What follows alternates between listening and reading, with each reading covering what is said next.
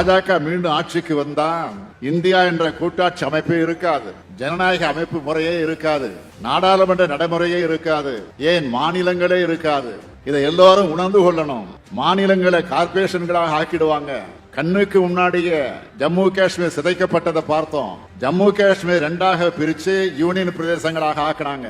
தேர்தல் கிடையாது, அரசியல் கட்சி தலைவர்களுக்கு வீட்டு சிறை. இதுதான் பாஜக பாணி சர்வாதிகாரம். அந்த நிலைமைதான் எல்லா மாநிலங்களுக்கும் ஏற்படும். கேள்விகள் இல்லாத நாடாளுமன்றம், 140 எம்பிக்கள் சஸ்பெண்ட். இது நாடாளுமன்ற ஜனநாயகத்திற்கு அவமானம் இல்லையா? உலக நாடுகள் என்ன நினைக்கும்? சிரிக்க மாட்டாங்களா? உலகின் பெரிய ஜனநாயக நாடுன்னு சொல்லி இருக்கீங்கள, 1/4 உறுப்பினர்களை சஸ்பெண்ட் செய்கிறது தான் உங்க ஜனநாயகம்னு கேட்க மாட்டாங்களா? நமக்கு முன்னாடி இருக்க நெருக்கடியே நான் உணர்ந்திருக்கிறத விட ரொம்ப மோசமானது.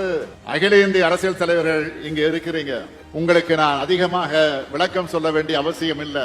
மாநிலத்துக்கு மாநிலம் அரசியல் நிலைமை மாறுபடும். ஆனா நடக்க போறது நாடாளுமன்ற தேர்தல். ஒன்றியத்துல யார் ஆட்சி நடக்கணுங்கிறத மட்டும் மனசுல வச்சு எல்லோரும் செயல்படணும்னு கேட்டுக்கிறேன். பாஜக ஆட்சிக்கு வரக்கூடாதுன்ற ஒற்றை லட்சியம்தான் எல்லோருக்கும் இருக்கணும்.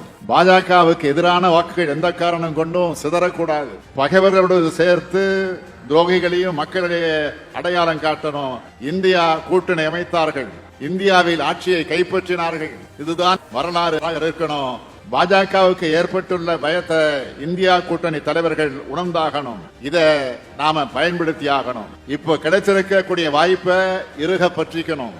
நாம ஒத்துமையா இருந்தா நிச்சயமா பாஜக தோற்கடிக்கப்படும். ஜனநாயகம் வெல்லும், அதை காலம் சொல்லும். தொல் திருமாவளவனும் வெல்வார், அதையும் காலம் சொல்லும்.